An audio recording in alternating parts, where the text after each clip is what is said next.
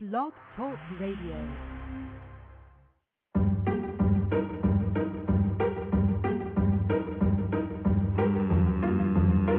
My brain. Flying saucers, Ezekiel's will reveal. Nephilim, they who from heaven to earth fell. An alien harvest, I give you glimpses of other realities. Crooks and Zonta, cross of life, I'm just the key. Egyptology, I'll solve the riddle of the Sphinx. Smoke cannabis and papyrus, listen to eyes of Horus. Found lost cities, ancient mysteries of a doomed megalopolis invaders from planet B. Paranormal abnormalities, oddities, abductees, memories of a lost time and space and outer space. Cosmic Watergate, mortals couldn't wait to get to the heaven's gate. Sacrifice themselves and still their own fate. Behold the pale horse, death is riding in hell, follow, play yo. Hail Mary, Mother Grace, you might not see tomorrow.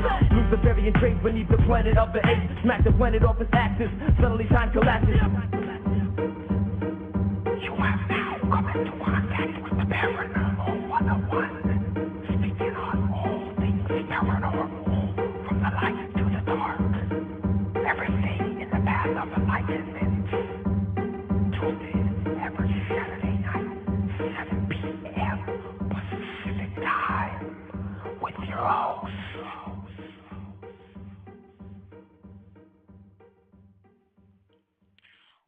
Well, that wasn't the intro I wanted to play, but whatever. Welcome, everybody. And I also realized I need to let Steve O'Ryan know we've got to update that, because that show time is completely wrong. Completely side note. Welcome, everybody, to Paranormal 101, the Saturday night segment. I am your host, DCS. So happy that you are with us. So happy to be here. A little bit of rain going on tonight in New Orleans. We got some thunderstorms, so if y'all hear some random rumbling of thunder, that's what's going on. My world is not about to blow up or anything, so don't worry. Like I said, I'm your host, DCS. I am the author of Synarchy, Book 1, The Awakening, a book that people have called The Godfather Meets Stargate. It's pretty cool. Check it out. It is available on Amazon or offthebookshelf.com for all you e-readers out there. You can also check me out on my blog page, themindofdcs.com. I also have a YouTube channel, slowly but surely stepping into the video world. The YouTube channel is themindofdcs.com. I've got just a couple videos up there right now, more planned in the future. Synarchy Book 2, exciting news. The second book in the Synarchy series that I wrote, Book 2, The Ascension. We are going to have a release party right here on P101, tentatively scheduled right now for July 3rd. I'm in the last stages of the editing process, all that good stuff. So I really hope I'll have a better understanding of my time frame at the end of this month. So I'll keep everybody updated on that. As always, if you have information to share with us, you have show ideas, you have good news ideas, you have shout-out ideas, give us a holler. We love to hear from you. We love your participation. We love all of our listeners, new, old, whatever the case may be. So shoot us an email here on Blog Talk Radio at Paranormal 101. I also have a Blog Talk page, DCS, or you can always shoot me an email. Send it to dcs@svtpublishing.com. I am so excited about tonight's show. We're going to have such a good time. But before I even jump into that, you guys know what it is time for, y'all. It's time for the good news. Where's my clip? Where is it? There it is.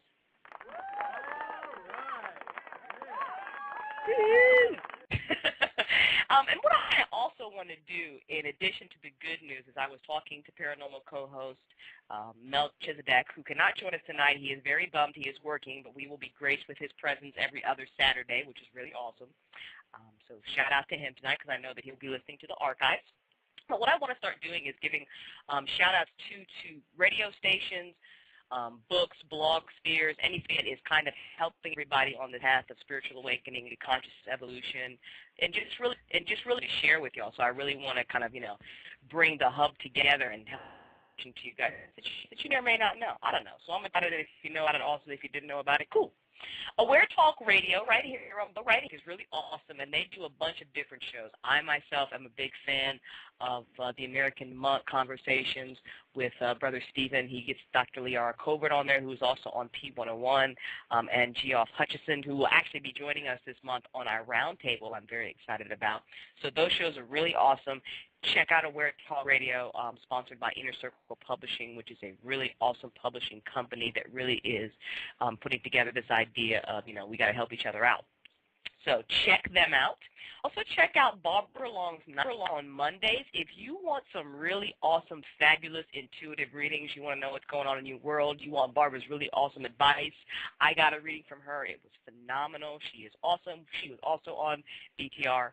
So check her out. And she also does a show with Patrick on Matrix Radio, and they air Friday nights. And that's also a really good show to really expand the consciousness of your mind. So check them out as well. In the blog sphere, I invite everybody to check out evolver.net. I'm having a really good time over there. It's really a social community, and some of their blog posts are they're really awesome. They kind of hit around the head, and I have a real hard problem finding blogs that I really want to comment on, and I really like commenting over there. So definitely check them out. It's evolver.net. And Enlightenment Next, I've mentioned them before, but today, all day today, they actually did an evolutionary worldview virtual seminar where they had all these really great minds get together. It started at 11 and it ended at 6, I think, the Eastern Standard Time, and it was phenomenal. It really was good for the parts that I listened to, so really good information. So check out enlightennext.org for some information on how to access. I'm sure they're going to have a backup archive of what was going on today, so check that out. That's enlightennext, all one word, .org, and I'll plug that in the chat room too. Let's see, what else? Oh, yes, Barbara Marx Hubbard, a really awesome visionary, really on the forefront of this conscious evolution, kind of revolution that we're all going through right now, put out a documentary called Visions of a Universal Humanity. I recently ordered it through Spiritual Cinemas, which is really cool. The bottom line is I watched it. It was phenomenal. I was like crying. I was like moved. It was so good. So definitely go and check it out. Barbara Marx Hubbard, Visions of Universal Humanity, so worth the watch. And last but not least, I want to give a little shout out to this awesome book that I am reading called Healing the Heart of the World, Harnessing the Power of Intention to Change Your Life and Your Planet. And it is basically this big anthology of a collection of essays from really great minds on different ways that we can, really step forward and make these ideas, sustainable and practical and all that good stuff. So it's, I've just started reading it. I can't wait to finish it. I'm juggling that and school and the book and all kinds of things. So, but the parts that I have read so far are really awesome, really inspiring. There's like something for everybody in here. So go get that book right after you get mine. Okay. Let's move on to the good news. Some awesome good news stories tonight. I did not know that people have themed weddings. Maybe I'm just too young or something or whatever, but I did not know this, and I am so excited about this. There was a Happy News article that a couple from Wales tied a knot in an unforgettably green way. And in the eyebrow raising department, themed weddings rarely disappoint. Die-hard fans of movies and TV shows know this, and for years they've been staging Klingon weddings, Star Wars weddings, Middle-earth weddings. How do you say I do in Elvish? Anybody know? Anybody know? Whatever. But brace yourselves, because a whole new matrimonial trend is making the headlines in Britain. That's right. The Shrek wedding is here. Tracy and Vivian Williams, a happy couple from Wales, just tied the knot by dressing up as two of their favorite movie characters, the Green Orc, Shrek, and Princess Fiona. Tracy Williams, 33, told the British newspaper The Daily Mail that the themed wedding idea suited her and her new husband perfectly. Our friends always used to say we looked like the characters when we went out on nights out, she said, and even though Shrek and Fiona are both green orcs, we didn't take it offensively because we liked them so much. The couple actually saw a Shrek movie on their first date and have been loyal fans ever since. To get ready for the big day, the pair covered themselves in green body paint and affixated fake green ears to the top of their heads. Tracy donned a bright red wig to complete the Princess Fiona look, and Vivian sported checked trousers. Wow. That is awesome. People are awesome. I thought that was a great story. I know that I'm never going to have a traditional wedding on the off day that I actually do tie the knot with a future partner. I don't know if I do. Maybe. That's definitely something to think about. I'm going to have to ponder that a little more seriously now. My mom's going, oh my God. So let's move on to our next good news story. Our next good news story is all about these awesome kids in the world schooling us on things that can be accomplished. Here it is, Pet Talk. The kindest kid, Hannah Blaze, is a hero to Ohio animals. Sometimes a girl's just got to step in and get things done, even if she's only 10 years old. Young Hannah Blaze, shocked when she saw the horrid conditions of her town's makeshift animal shelter, took some bold steps, and in a matter of months, the situation was vastly improved. For her efforts, the American Humane Association has named the Independence, Ohio girl one of its Kindness Kids grand prize winners. I just can't stand to see animals living like they were, Hannah told the reporter last week, soon after learning that she and a Granville, PA boy had taken the top honors. It all started several months ago when Hannah and her mom just happened upon the town's shelter, a cramped area in the town's service garage where animal control housed the animals that came in. The cats were stacked on top of the other in steel boxes that admitted light only in the front, and they were positioned right next to the barking dogs contained in a flimsy corral. Hannah couldn't shake the image of unhappy animals, and she wondered aloud what could be done. Her dad kept telling her that if she wanted something done, she should go speak with the city council. Hannah decided that maybe he was right. She dug around until she found out the council's meeting schedule, and one evening when both her parents were at work, she rode her bicycle to City Hall, got herself placed on the agenda, and made the pitch. Was she nervous? Yes, very, she said, but she had the floor, and she wasn't about to waste a moment. Turns out some of the council members didn't know, until Hannah told them, that the town even had a holding area for dogs and cats. When they learned how troubling the conditions were, some improvements were made instantly. More came shortly thereafter, when outside fencing was erected so the dogs could have some outdoors time. Then the cats got moved to another, better location entirely. Hannah had noticed on an unused building near her church and got approval to use it if she would clean not only the area the cats would occupy, but the adjacent area that would be used by someone else. She and her mom spent hours scrubbing and cleaning. She put up posters asking for crate donations. The community responded instantly, and the felines moved into new digs. Now lots of people can look through the big windows of the new location and see the cats when they pass on the way to and from church. Adoptions are way up. There was even a naming contest for the new cat shelter. New Beginnings was the name chosen, all because a little girl wanted something better for homeless animals. At any point when this journey began, did she ever think, hey, I'm only 10? Not really, says Hannah, who has since turned 11. I've always heard that although you're little, you can do things. And I think that is a really awesome story of a little girl schooling us all on how to get things done. Something needed to change, and that little girl led the way to go out and change it. That was a really awesome, inspirational story, and I just had to share it with you all because it was awesome. All right, so now that we have the good business out of the way, let's get to our guest. Very, very excited. Tonight we have on the air a next top spiritual author, Kicia Eyster. I hope I'm pronouncing the last name right. She will correct me momentarily.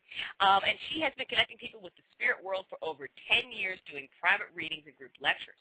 One of her greatest passions is connecting people with their past lives, and she has a very, very unique style. She has a very comfortable style. She's very honest. It was really, I spoke to her before the show because she did past life reading for me, which we will share with you possibly a little bit later, and it was really awesome, really amazing, so I'm so excited to have her on.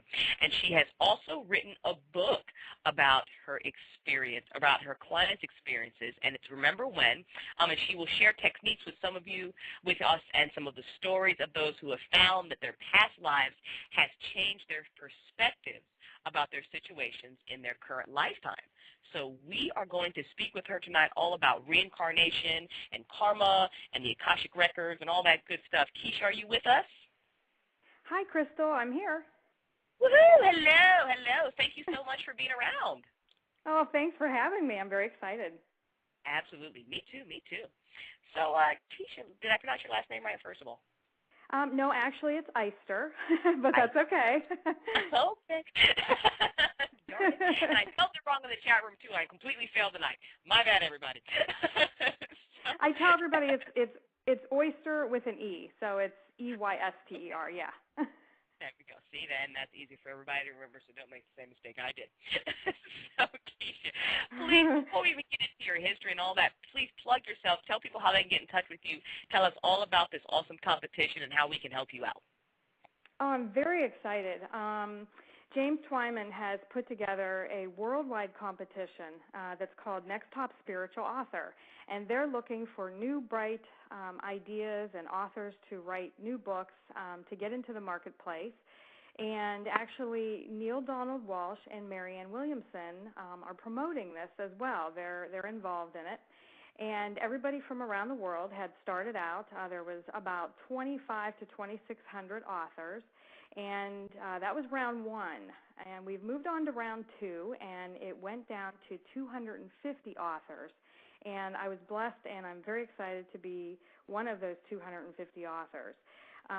The goal at the very end of the competition is to get a publishing contract with Hampton Roads Publishing Company and get your book out there. Awesome. Very, very cool. So I'm so happy that you've made it to round two. That's got to be an exciting accomplishment. As a fellow author, I can totally relate. How can we, is there a voting process? Can we, when does that start? How can we, help you win this? Well, we are right in between rounds one and two, and all of us 250 are frantically trying to get our book proposals together, a sample chapter that all of our voters can read. And so we're busy getting all that ready, and they will be ready to vote on May 24th. And all you have to do is go to nexttopauthor.com and type in my name, or you can put in my author ID number, which is 1560. Excellent, excellent. So we will definitely, I'm just looking at my calendar here, we will definitely give you another shout-out on the show on the 22nd to remind everybody to go back to here and vote for you. Again, the address, everybody, is, go to my page, it's nexttopauthor.com, and you can find Kicia by either typing in her name or using the number that she just gave us. So make sure to go back and check out her book. She's got a video up, too, and vote. So that is awesome. So I wish you the best of luck in that. Absolutely do. Oh, thank you very much. And I have to say, I don't have a book out yet. It's still in the works. It's not completed. But the name is Remember When: Healing Your Life Through Past Life Memories. So it's almost like we have to get all this stuff done before the book is written. But some authors in the competition, it's pretty daunting. I don't know, intimidating. Oh, but, wow. I'm sort of working my way through it. But there are some authors in the competition that already have books finished and published through smaller houses. So I know that they're in a little bit different spot than I am. Gotcha. Well, I'm sure that once the masterpiece is done putting together, it will be phenomenal. I just want to let everybody... Absolutely. Just want to let everybody know before we get to your history and how you started doing this in our discussion that she will not be doing live readings for us tonight on the air, but we definitely want your questions about past lives, karma, anything that, questions that you have, just topic related. So please give us a call, put it in the question in the chat room, and make sure Kicia gets it. And our call-in number is 347-215-7949. Kicia and I were discussing before the show how much we love different perspectives and your questions, so do not be shy. We love you all. Please call in, and we'll be doing that the second hour like we always do. So, Kicia, how did you even start this? Like, what promoted you to do this with your life? You've been doing this for 10 years. Yeah, it's pretty amazing. I can't believe it's been that long already. Sometimes I look back and think, man, this has been such a long journey, and other times I think it seems like yesterday I started. So it's like one of those catch-22 things. I had a situation in my life that was pretty devastating to me at the time, and they say that, if you're meant to be on a spiritual path, you don't necessarily have to, start off as a child. Any sort of situation in your life that's pretty, what do I want to say, very emotional or very devastating or a huge change in your life can bring on this spiritual path and this awakening. And that's exactly what happened to me, and it just became almost a very, very powerful nudge. And I couldn't read enough. I couldn't get enough information in me fast enough. And to move forward, I started to teach myself pretty much how to meditate, how to see auras, how to, all the basic things that you start off doing. And through meditating, I actually met my main spirit guide, who has been a huge, phenomenal part of my spiritual journey so far. And once I met him through meditating, he actually showed me our past life together and how I knew him. And that Oh, started wow. the whole ball rolling. Yeah, it was pretty amazing. So through practice and dedication and persistence and perseverance, all that, blood, sweat, and tears kind of thing, I just kept going. It was more a passion. It became who I was more than who I wasn't anymore. So I couldn't really turn my back on it. But I very first got started through meditating. Wow. I'm a big fan of meditation myself, so that's really phenomenal. Now, did you rely on any teachers to get you started? Did you just grab some books? And kind of what turned you towards this? Because I know that a lot of people, like for me, when I first started my spiritual path, it wasn't that great of a leap for me because I was sort of, I'm a Scorpio, so we love things mysterious and unexplained. So kind of venturing in that direction wasn't, it wasn't too big of a jump for me. But, for some people, we're doing a complete 180. So was it like that for you? No, I can't say that it was a 180. I guess my whole life has sort of set me up for this in a way. My mother died when I was 11, so death was introduced to me at a very, very young age. And I remember thinking, I was very interested. I know it sounds kind of morbid, and I'm not really a morbid person, but at 11 years old, when your mom dies, you're like, well, what's she look like in the ground? What's she doing? So all these 11-year-old questions started to, come into a very young mind. And I was always, sort of in that mode. I wanted to know what happened to people after they died and where they went. So I have to say that, that devastated me at 11 years old. So that I would say, no, it wasn't a 180, but it definitely took a direct turn in my life, yes. Excellent, excellent, excellent. Now, as you started, did you find that you had any specific favorite teachers, say favorite books you read, places that, kind of got you started on the journey? I remember my very first medium that I had seen on TV, and this was back probably in the mid-'90s. And I had seen James Van Praagh on TV, and I had never seen a medium work live, like on TV or, anything like that. And he fascinated the heck out of me. And I was like, is that for real? I mean, could people really do that? And so, I picked up one of his books. And that was the very first book I ever read. I believe it was called Talking to Heaven. And oh, wow. I read it in a whole afternoon. I just was so fascinated with him. Yeah. So that's how I would say that's how I got so. started. Yeah, that's how I got started. That's phenomenal. All right, so let's dive into this topic of past lives. Now, I guess my first question for you would be, what are we talking about with past lives? What is the definition of it from your perspective and, the work that you're doing? Well, I'll tell you, I know people are probably wondering, and it went with the question that you asked me, and I didn't mean to evade it, but through my spiritual path, I really started to be very, very interested in spirit guides and past lives, and I think all of us on a spiritual path have those certain genres that we are just really drawn to, whether it be healing or whether it be seeing people's auras or everybody has their different specialty. And mine was always my spirit guides and my past lives. Those were the ones that I really, really wanted to know more about. So that's how I delve into the subject. That's how it all started for me. Okay. Reincarnation, is the belief in life after death. It's as simple as that. Your soul is reborn into a new physical body for the purpose of gaining knowledge and for understanding, and resolving some of the emotions and actions that were incurred in previous lifetimes. Okay.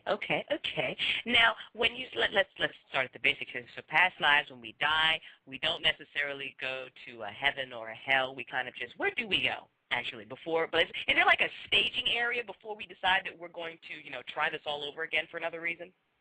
Well, everybody, that's a funny question. Well, everybody, has their own beliefs, and and the only thing I can tell you is the beliefs that I have and my experiences that I've had up until this point. And I believe that when you die, when you make your transition, I like to use that term better, when you make your transition or your graduation from this lifetime to the next, you actually go to quote unquote heaven, and I want to say back home because that's what I like to call it, is going back home. That's the true reality. And when we go back home to the other side, we sort of view our life that we've just come from in a very all-encompassing, all-knowledgeable way. You don't have those negative emotions like jealousy and hatred and, all that. So when you're looking at it from a spiritual point of view, a highly evolved, knowledgeable soul, you're seeing the things, you're seeing your opportunities, you're seeing the things that you missed out on, the things that you did that were kind. You're seeing every single thought, action, and situation that you had in that lifetime, from the time you were born to the time you return back home. And from a soul's perspective, what your soul wants to do is gain the knowledge to sort of elevate to a higher level of existence, a higher level of knowing. And it really is up to the soul when they choose to reincarnate. No one's forcing you. No one's forcing you, and, we have free will. You chose to be here, people. Exactly. This was all your choice.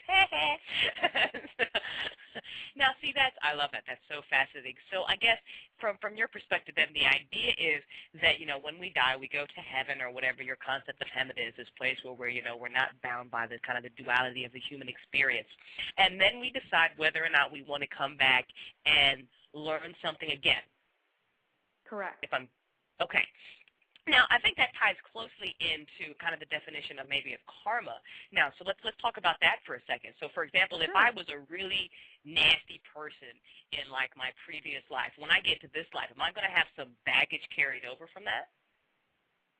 Well, that's so broad, but let me back up a bit, and that's okay. I mean, because a lot of people think that, a lot of people think if you're really bad in one lifetime, you're going to come back and get the crap beat out of you in this lifetime. Please, school us. How does it really work? Yeah. But karma really is known as cause and effect. I mean, what comes around goes around, you reap what you sow kind of thing. Cause and effect are the same thing as creating your own reality. That's the way I look at it.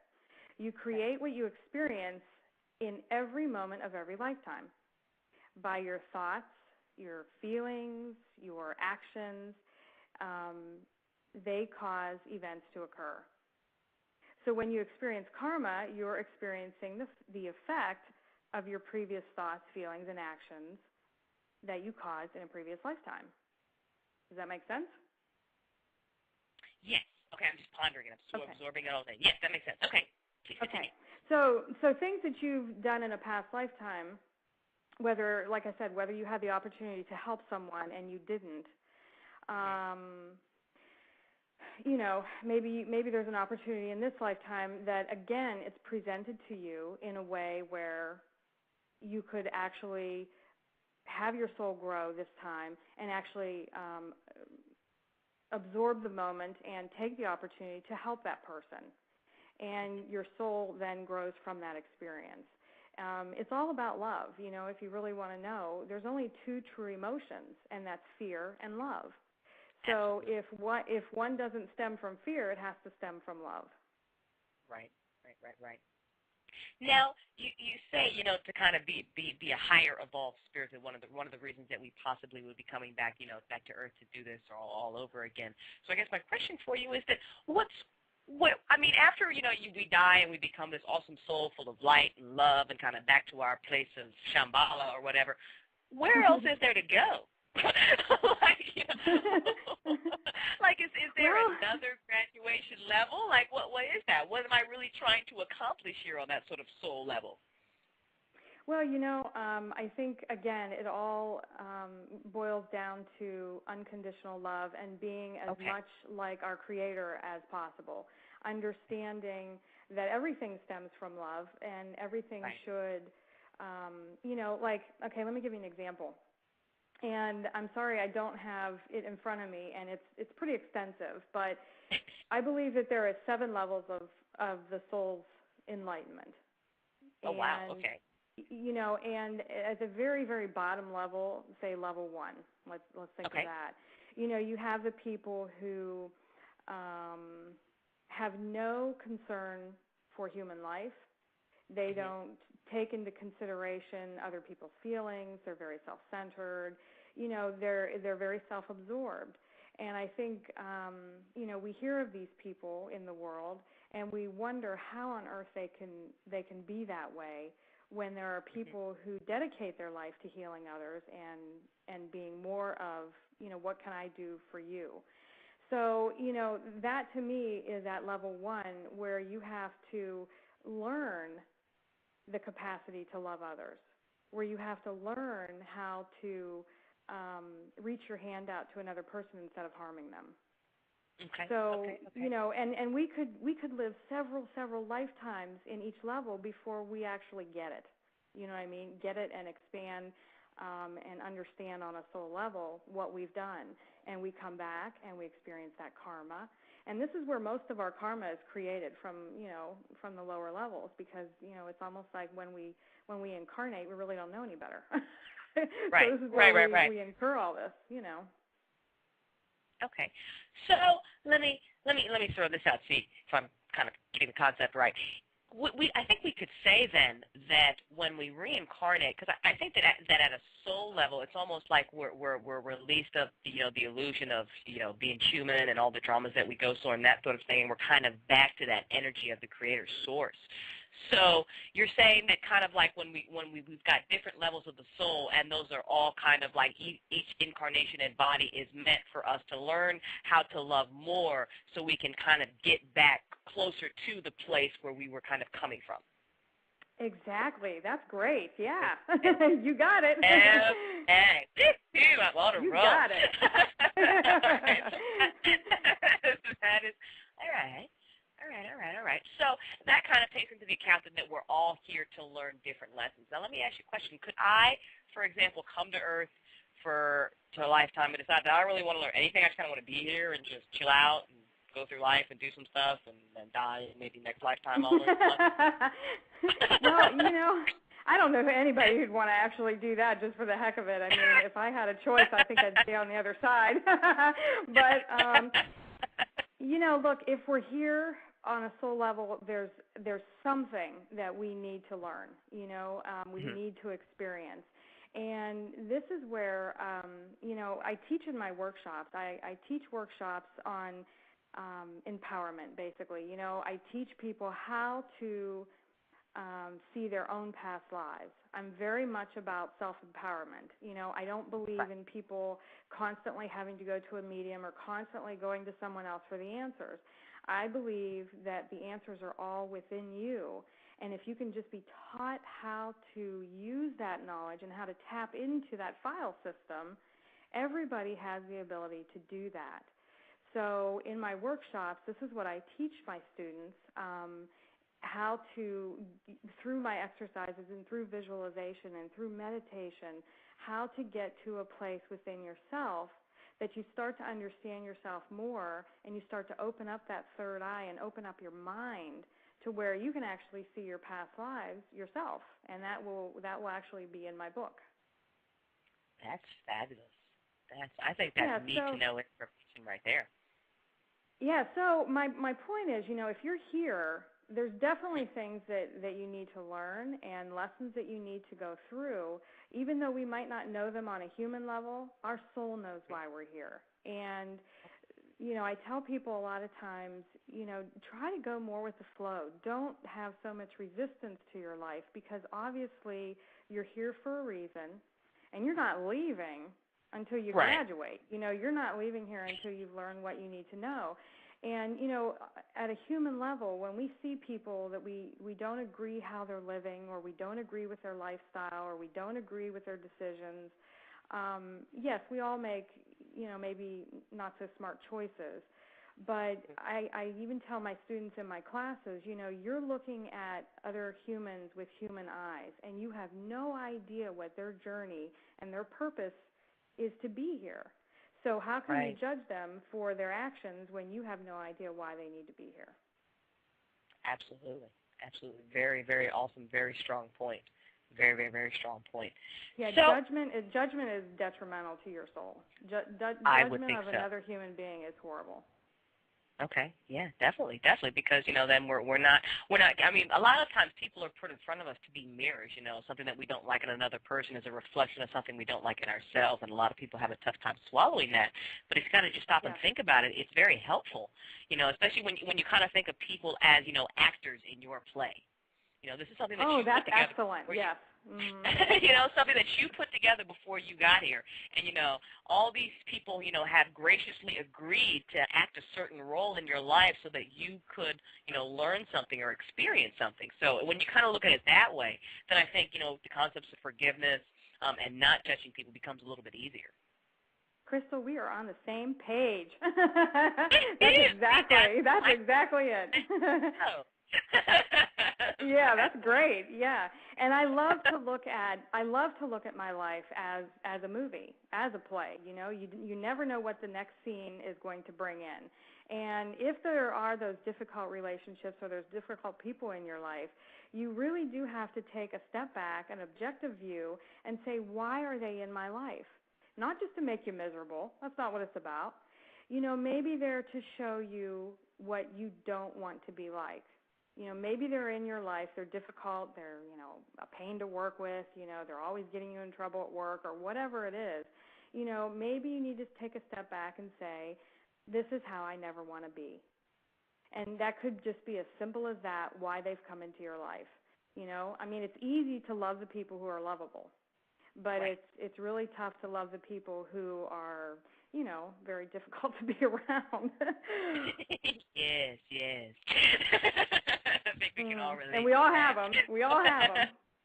Absolutely. But you're right. The point is just I don't think we don't have to like people, but we don't have to like everybody. But I think the point is to really respect people, for the journeys that they are on, and to love them if possible. Love is a very easy, free emotion, so I'm sure you can find something about someone that you can love, even if you love to hate them. Exactly. That's a good point. There you go. Just throwing that out there. Now, when you do actually, let me back up a step. Now, when you talk about reincarnation, we're talking about coming down in human form. This might be completely off, but I would think that, dogs, cats, animals, for example, have a consciousness, have personalities. Could we choose to come back as something like that, or is that like a whole different, is there like, I don't know, doggy souls or something? I don't know. And that's a great question, too, because that actually came up in one of my workshops. And when one of my students asked that question, I kind of laughed and shook my head, and they said, what, was that a dumb question? I said, there's never a dumb question. I said, the reason why I'm laughing is because the moment I say I don't believe in something or never, never, never, it comes back where I eat my words. And I always used to say, I do not believe that humans can come back as animals and animals as humans and all that stuff. And I found out differently. So think of this concept. If we are pure energy, okay, in spirit form, we are pure energy. We have no male or female identity. We have no human identity. We're pure energy. If there is a lesson that you need to learn, and let's take the simplest scenario. Let's take our friend, the dog, okay? Everybody loves dogs and cats. We have one or the other or both. What does a dog teach us? They teach us companionship. They teach us unconditional love. And they teach us that they are very sort of low in the, what do I want to say? They really can't fend for themselves, can they? I mean, we feed them, we give them water, we let them outside. It's always waiting on someone else to do something for them. So let's just say that that's a very important lesson that a soul needs to learn. So they come back as a dog, and they learn unconditional love. They learn humility. They learn how to let others do for them. So that's just one example of coming back as an animal, So I had to actually eat my words and say, I think it's possible. And again, that's just my opinion, but I really think it's possible. I would think why not? If I'm, apparently, we've got eternity, I guess, to kind of do this and have fun with this and learn these lessons and all that kind of stuff. So, hey, I want to be a wolf. I kind of resonate really strongly with wolves. So maybe, in one past life I decided to go and do that. So who knows? Maybe you were a pack leader, who knows? Maybe. There's definitely something to learn, in that sort of instance about, That's right. Basics, how to, operate a herd and stay together and work together. So I think when it comes to those sort of things, animals really have it, group projects. They really have that concept down. Absolutely. Absolutely. Something for humans to absolutely envy. Now, let me go even, I guess, kind of stranger into the realm of reincarnation. Have you ever done a life for someone and saw that they were not human, a possible alien existing on another planet, anything crazy like that?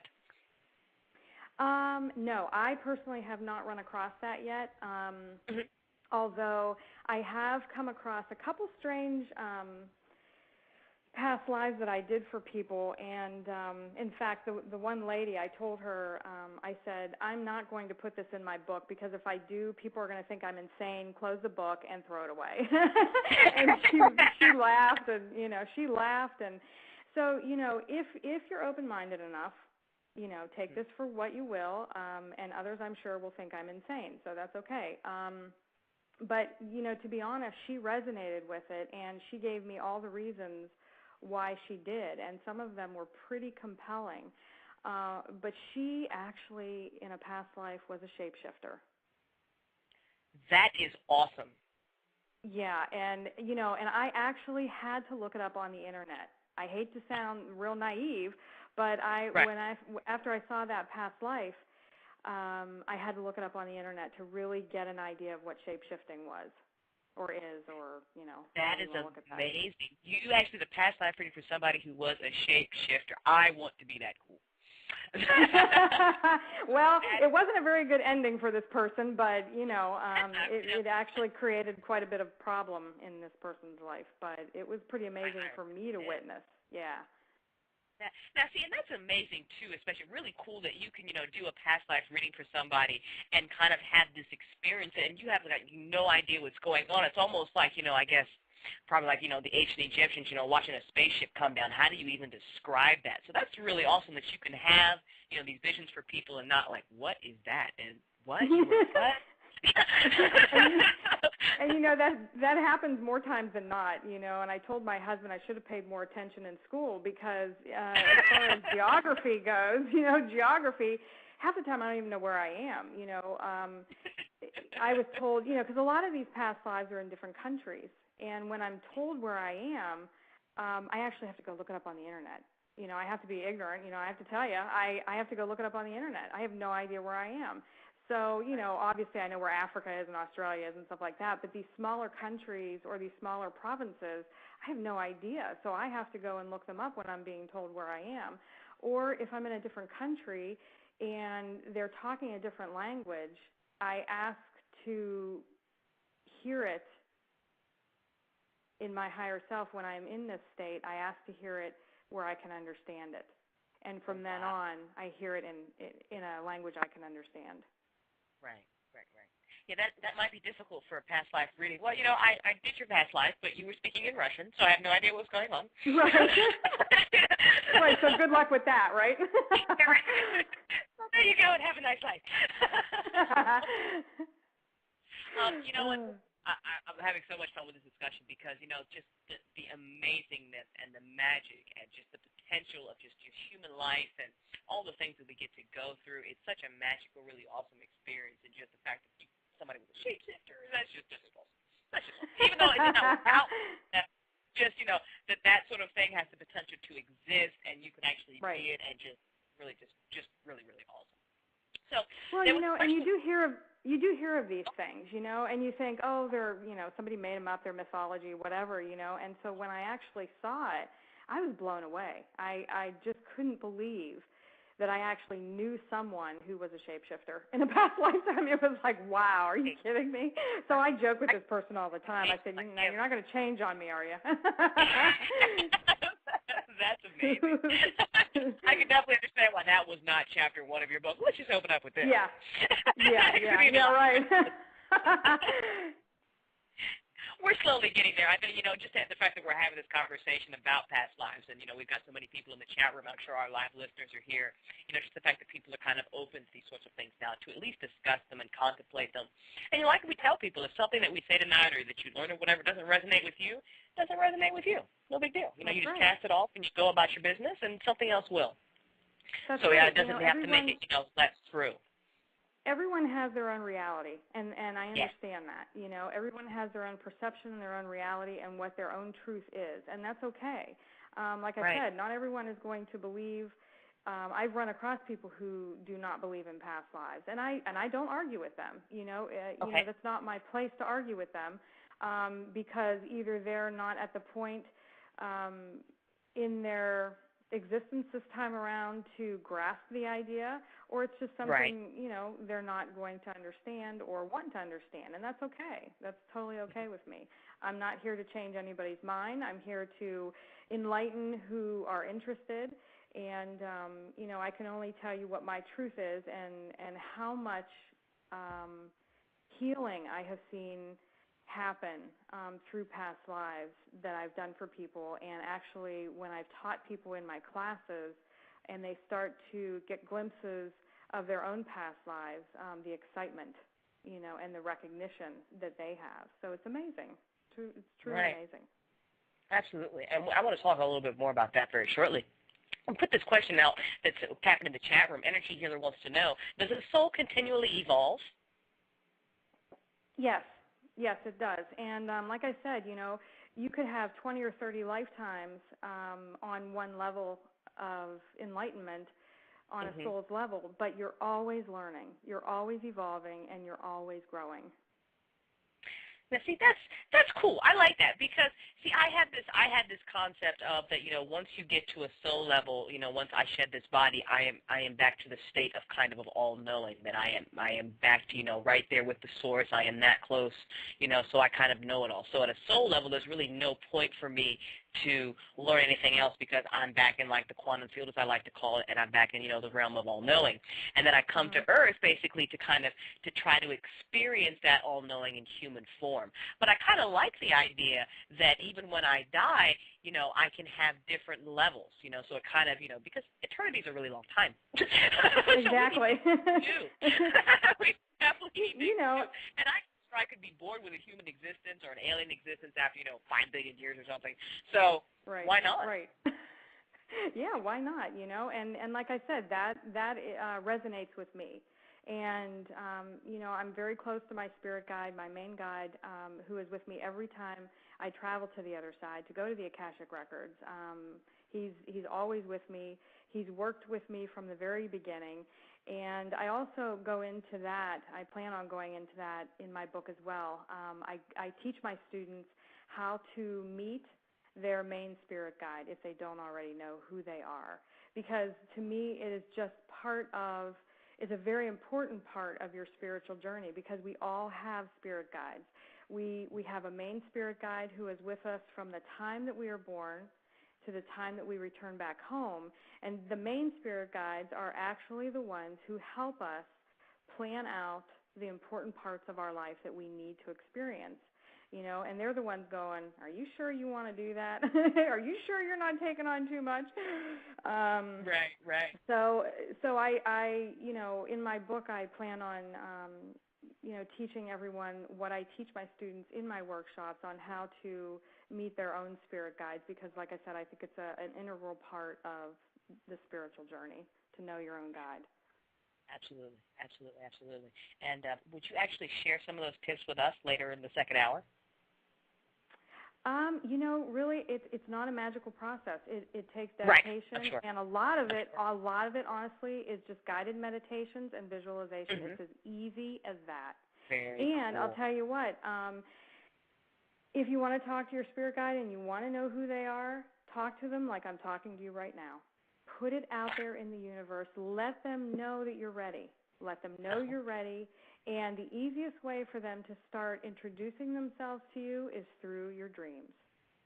Yes. I could see that. That's a very acceptable form of communication. I think I'm very, non-threatening. Right. I'm a very big believer, in the other side and all that sort of thing. But I also have a fear of it that I have to kind of get over. So I think if my spirit guide kind of appeared in front of me, I might have a heart attack. I do. I have this fear that I really have to. I'm actually a little shocked that was not covered in the past life reading that you gave me, that there was a whole other different one that I need to focus on. So that's really phenomenal. So I've got to really ponder that.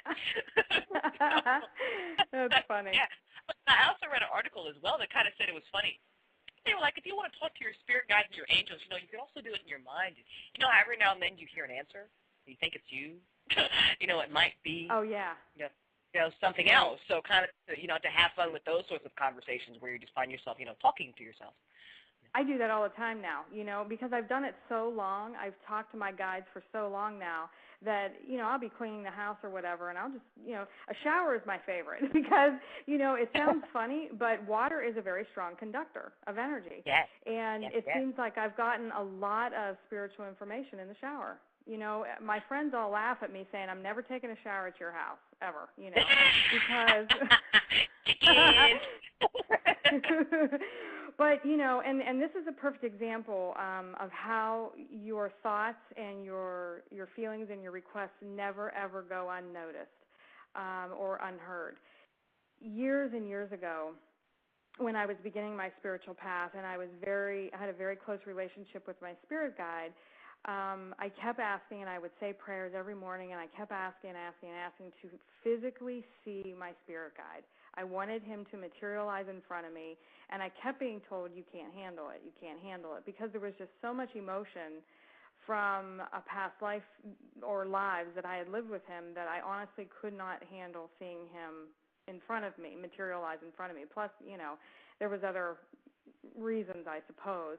But this is the one I was being told, but I kept going, and I asked this for months and months and months and months, and I wouldn't let up. I just kept saying how important it was. I needed it. And I said, fine, if I can't see you, then I would like to see one of my temporary guides, and I want to physically see one of my temporary guides. And, I'd asked for it for so long, I had forgotten about it. And so one morning I went in the shower, and I come out and I flip my head over and I'm wiping my hair with my towel, and I flipped my head back, and all of a sudden my mirror was on the opposite side of the room, and I saw something on the mirror, and I'm like, what the heck is that? And it started to materialize, and I saw this big smile in the steam in the mirror, and it just, from the smile, I saw a face, I saw a facial structure, cheekbones. He had a beret on. I saw the muscles in his neck. And right before me in the steam in the mirror was one of my spirit guides, and it was an impression. And I stood there, and I was so excited. I shut the door. I ran upstairs, got my camera, came back downstairs, opened the door, and I just started flashing pictures, And honest to God, this is not a lie. I have pictures. I've shown them in every workshop. I've shown them to all my friends. And my husband, every time the bathroom would steam up for 5 days, it would be there because it was an impression. And he finally said after me for 5 days, he said, can I wipe his face off the mirror? I don't need to look at it every time I get out of the shower. And I said, no, please, no. But I allowed him to because I had the pictures. And so, that is physical proof. That was physical proof for me that really taught me that, everything that you say and you think and you ask, it's heard. Right, somebody's listening. Somebody is listening. That's amazing. How does your husband, your family take to this? I mean, did they kind of, your husband come to the situation knowing that you were going to, check out his past lives and check him out on that sort of a level or that kind of thing? No, not at all. No, when we first got married, like I said, I was always into this, but I never really was on my path. I had little kids to raise, and I was working full time. Life got in the way, basically. Right. And so, no, I wasn't into any of this. And when I first really started to get into this, it was fun. It was fun at first. And, when I started to pick up things psychically on people, and when I started to do mediumship, starting to talk to people on the other side, that was thrilling. That was absolutely thrilling to me. But at first, before I started doing that, it was just fun. And, you know, my husband would go, oh, you're such a freak. You know, you're a freak. And I'd laugh, ha, ha, ha, you know, yeah, you know, you're a freak. I mean, you're married to a freak. Well, you know, the more I got into it, the more serious I became with it. And it actually became who I was. And, you know, so then when I started hearing the joking and, you know, my kids wanted to ignore who I was and they didn't want to tell any of their friends and, you know, that kind of thing, because they were at impressionable ages. And, you know, so my husband one day said, you're a freak. And I said, you know what, honestly, that's not sitting with me well anymore. I mean, this is who I am. So, you know, within the couple years that I had actually grown and developed into a very spiritual sort of person, and I was growing and talking to people who, you know, who were on the other side. And I began to take this very seriously, and it became who I was. And so slowly, very slowly, every time they saw something that was validated from another person or something that I would say is going to happened, you know, they started taking me a little bit more serious. Right. So I think after 10 or 11 years, yeah, he's pretty used to me by now. He's used to living with me now, yeah. That's awesome. That's awesome. Now, did you find that your children were maybe after they got over their initial, I'm not telling my friends that my mom is freaky with the past life stuff, were they more receptive to it than your husband after a while? Like who gave in first? Who was finally like, all right, mom is mom? You know, it was just kind of like this is who she is, you know. Like I said, when I started to do mediumship work for people, you know, who have lost loved ones that wanted to speak to them again, a friend of mine and I actually did a case where we had a missing person, and we worked with the police department to try to find where he was. He was a young guy of about 22 years old.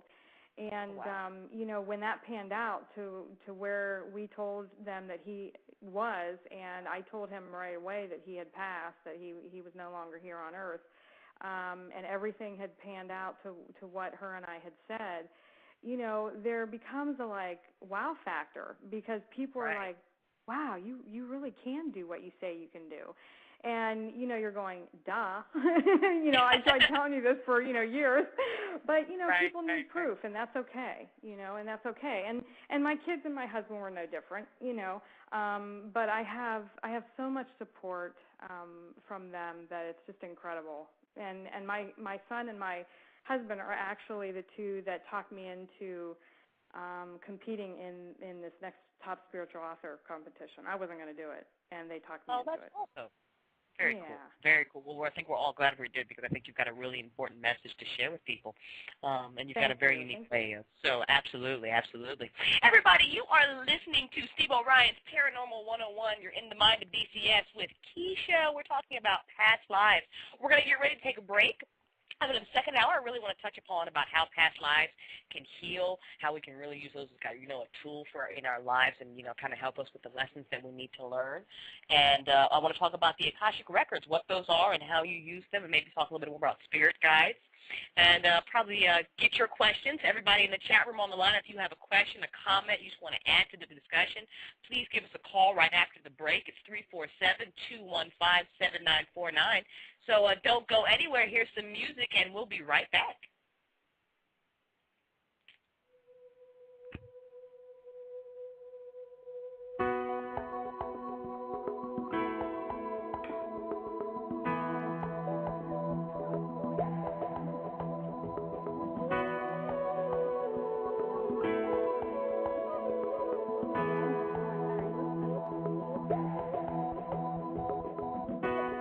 I look into the window of my mind, reflections of the fears I know I've left behind. I step out of the ordinary, I can feel my soul ascending. I'm on my way, can't stop me now, and you can do the same, yeah. What have you done today to make you feel proud? It's never too late to try. What have you done today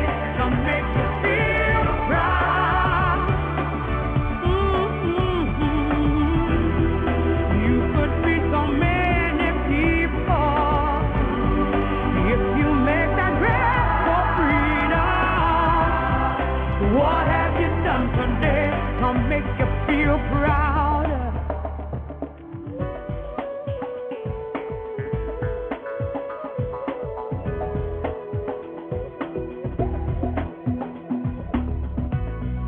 Still so many answers I don't know. There are so many answers. Realize that true question is how we grow.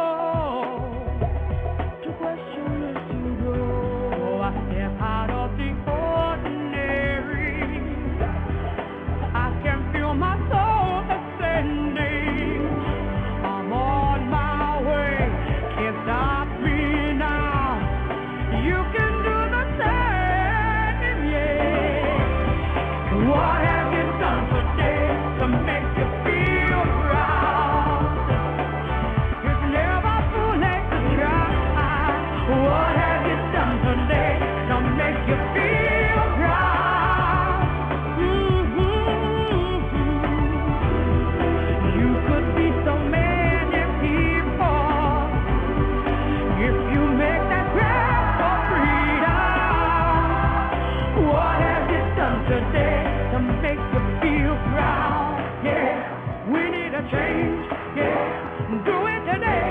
Yeah, I can feel my spirit rising. Change. Yeah, we need a change. Yeah, so do it today. Yeah, 'cause I can see you clear rising. What have you done today to make you feel right? Yeah, let me hear you. Let me hear you. Let me hear you. So what have you done today to make you feel proud? Yeah, yeah, yeah, yeah. 'Cause you could be so many people. Just make that breath for freedom. So what have you done today to make you feel proud?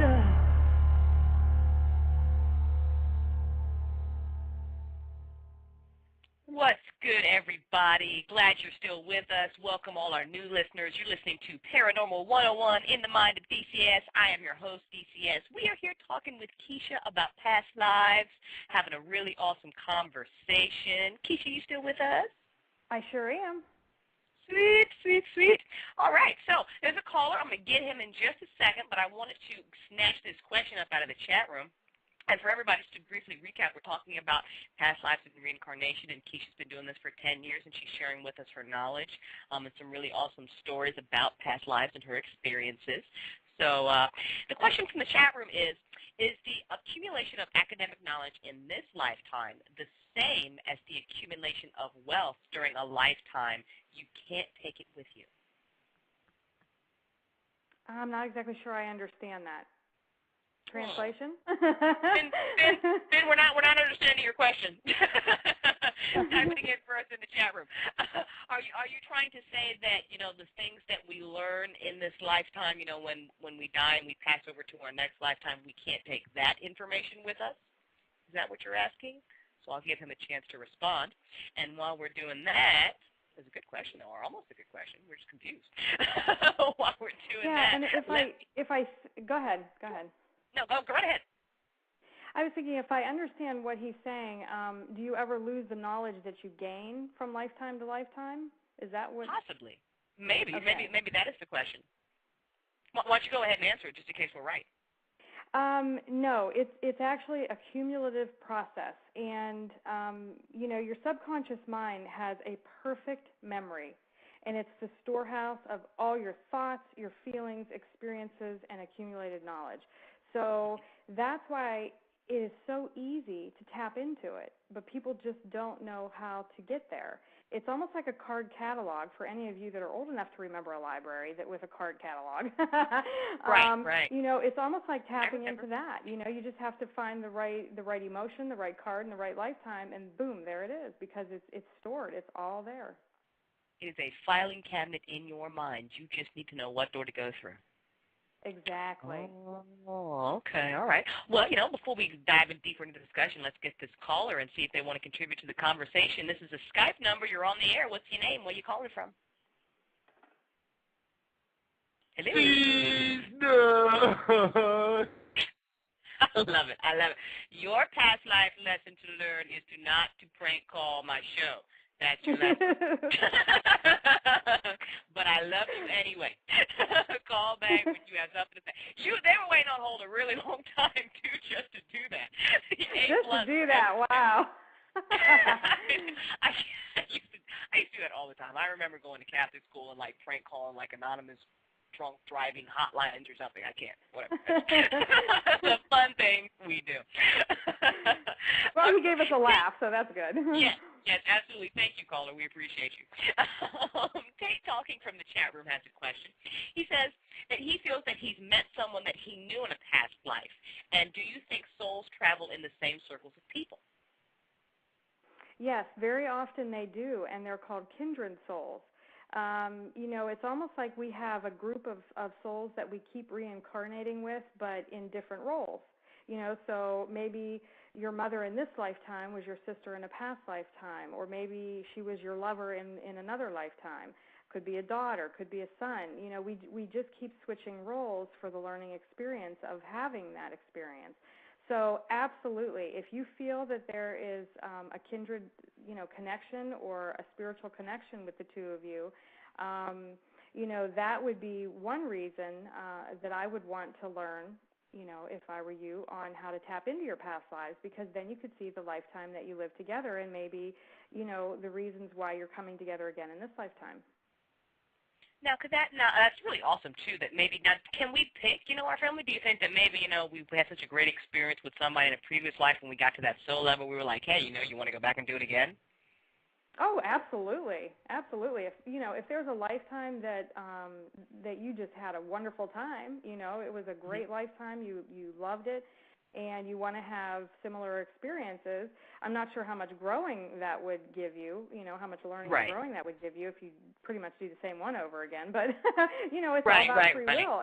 But yeah, absolutely. There are groups of souls that come back over and over and over again. So it's not surprising when you do run into someone that you feel you have a very strong spiritual connection to. In fact, my husband, I know of 2 other lifetimes that we've lived together, and now we're back again. So, oh wow, yeah, it happens all the time. Mm-hmm. Very cool, very, very cool. That's gotta be a really great experience to have, to realize that you like this person so much that y'all been doing this for a couple of different lifetimes together. Or we just have so much to work out that, we have to keep coming back over and over. I don't know. We really screwed that one up, didn't we? All right, let's try that again. Third time's a charm. Why not? So, let's talk about that. Let's talk about karma and these past lives and kind of the healing that we get here. Can you kind of expand on the subject a little bit for me? Like, you talk about, the soul's evolution and the lessons that we come here to learn. Now, say, for example, that I've got, I don't know, some kind of baggage. We can take me, for example. I've got this really horrid fear of spirits, and at the same time, I desperately want to communicate with them, but I just don't think I could handle it. Could that be left over from an experience that I had in a previous life? Oh, absolutely. If there's something in this lifetime like fears and phobias, and you have no idea where it comes from or why it stems from, your memory, I would say more than likely something happened traumatically in a past lifetime that brought that fear with you, and it's something maybe you have to overcome in this lifetime. My daughter is deathly afraid of spiders. I mean, and a lot of us, it's a very common fear for a lot of people. But with her, she actually bursts out into tears if there's a spider in her room, and the rest of us laugh at her because we're like, "Are you nuts? It's just a spider." But, there's a definite panic. There's a panic that comes over her, and that's not, quote-unquote, normal. Everybody has a fear of something, but when it controls you to the point that, you become frantic or, you have a panic attack, then, yes, it's definitely a past life issue. There was trauma. There was definitely trauma. Now, what are some ways that we can work through that? It's just by maybe remembering that we had a bad experience, for example, in a previous life, kind of a really great key to doing so? Yes. Anytime that you have a past life memory surface to your conscious awareness, it begins to heal automatically. There's so many different levels of healing. Whether it brings it to your conscious awareness that you're being healed, or whether it's in your subconscious, there's always healing that takes place whenever a past life is revealed. And simply bringing it to your conscious awareness, like I said, starts the healing process. And I believe spiritually, you evolve from knowing who you are collectively. So many people that I know cannot look past who they are in the mirror. They can't get past that they were actually maybe a different sex, a different race, someone different than who they are, because they are so attached to their person in this lifetime. It's amazing to me. And I think the biggest thing is for healing, I think by accepting responsibility for your attitudes and actions in previous lives, you sort of give yourself the power to make positive changes in your present life. Absolutely. Which allows you to learn lessons and balance your karma, your energy balancing. To know that you have the power to control what happens in your life and to enjoy the pleasures and the challenges of physical existence, because we all have them. It gives you the awareness that you are the master of your fate. I don't believe in the victim mode. I just don't. I don't believe that there are any victims in this world. I think that there are situations that have come about for a very, very specific reason on a soul level. I know I'll probably get a lot of grief for that. It's okay. No, it's a sensitive topic. I totally agree with you because, I feel the same way. I really do. Okay, good. Well, and I believe me, you're still in a human body. And when horrific things happen to people that you love, or people, that you see things happening to children, yes, your human side is going to cry. You're going to grieve. You're going to feel horrible. You're going to want revenge on the person who did this, and you're going to. But when you look at it from a spiritual perspective, and you can't walk between two worlds. Either you believe in victims, or you believe that everyone is the master of their own fate, and you believe that you've planned these things out for whatever reason. So you can't walk in two different worlds. You have to take a stand. And believe me, I know many people who have went through some very devastating things. And am I cold and say, well, you planned this? No, you don't do that. So I mean, on a human level, yes, there's sympathy, there's love, there's comfort. You have to be the person that you truly want others to be. Right. Absolutely. And I really do. I completely agree with you there. It doesn't. A horrific act is a horrific act, and it doesn't take away, our feelings about it. It's not right to do this or it's not right to do that. It doesn't, that somebody cheated on you, that, that's messed up, absolutely. But when you can kind of step back and say, okay, why did this happen? What did I need to learn from it? It really is very empowering instead of hanging on to all that anger and hate and all that other kind of stuff. I mean, it doesn't make the act itself anything less than what it is. It doesn't make it, not wrong, for example. But it's just a matter of how you're dealing with it and what you can take from it. Maybe you need to learn to stand up for yourself, Maybe you needed to learn that those things still exist in the world, and we need to move to a different level of human evolution so they don't happen anymore, So there are different things that you can take from that shit, basically. It doesn't Exactly. And, I bring up, I agree. I bring up in my workshops, I say, I hear all the time, what did I do to deserve this? What did I do to deserve this? And I say to them, what did you do to deserve this? What did you do? Think about it. Yeah. Well, and it's a very, and they just sit there and kind of look at me like, well, I don't know, I'm the victim here. I didn't do anything to deserve this. Well, yeah, I bet you did do something to deserve this. So you brought up cheating. Let's think about that for a moment. Anyone who's ever been cheated on, it's devastating. It sort of questions your self-worth. It happened to me. So I can't say that I don't understand it. But since I have come so far from that, this is when I was young, and, could it be possible that the person that cheated on me in this lifetime and caused me so much emotional pain I did the same thing to them in a past lifetime, where I needed to feel in this lifetime what it was like to have the shoe on the other foot. Right. Yeah. So Harsh. It's harsh, but I mean, you can really get so much from these lessons, and I completely resonate with you. I was in the same experience. I've been cheated on. It really is. I mean, you go through all these different emotions, and really, Sure. at the end of the day, it's certainly a matter of learning, like, Scorpio, okay, so we're not too good on the forgiveness side. I'll let you know right now, it's not my strong suit. So, I mean, but it was a really great lesson to be able to do that and to kind of realize that, it takes two people to ruin a relationship. And, you don't necessarily, it's not so much that you deserved it or you asked for it, but more what it showed you, what you can take from it, I think. That's right. I'm a completely different person now. I'm a little more self-assertive, gave me an idea of what I want, what I don't want in a partner, things that I kind of tolerated while it was going on, but now I can't even fathom not speaking up and saying something. So, there's definitely a lot of positive things that can come from those situations, as horrific as they may be. That's so I think right. what That's we really excellent. need to do is, Yeah. sure, we've got to kind of step away. We've got to be able to, after you're done crying and ranting and breaking dishes and, doing whatever you need to do to kind of, let those emotions just run rampant. I'm not saying don't feel them, absolutely do. But then you have to kind of be able to step back and look at the situation from a whole different perspective. And I think that's really where healing and our evolution comes into play. Right, and and I know anybody on a spiritual path who reads any kind of books, you've always heard there's no growth if everything is going all hunky-dory and smooth and terrific and your life is just all coming up roses. The growth happens the most when we have our trials and tribulations and our hardships, because that's what makes us stronger. So, Exactly. yeah, absolutely. Absolutely. That's very cool. Very, very cool.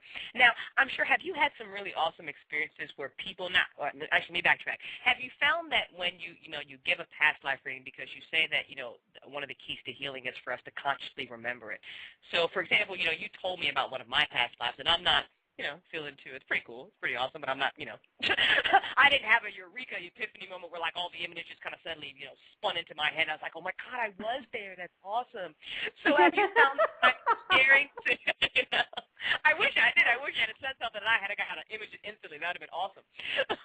But have you found that kind of, doing what you do and sharing stories with people has kind of triggered those things so they really can start the healing process? Yeah, and like you said, when I gave you your reading, you didn't have like a big epiphany or anything like that. But, and for a lot of people, it's just that. It's a reading, and they take it and they're like, oh, that was great. Thanks. It was a really awesome thing. But, for what's that? No, keep going. I'm just laughing. Oh, okay.